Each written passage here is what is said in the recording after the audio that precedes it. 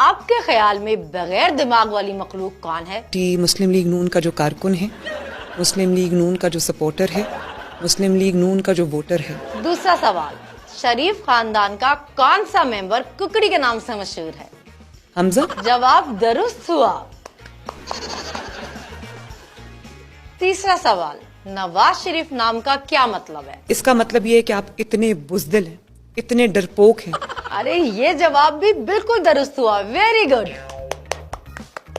चौथा सवाल, कुछ लोगों का कहना है सफदर साहब आपके शौहर हैं और कुछ लोगों का कहना है सफदर साहब आपके नौकर हैं।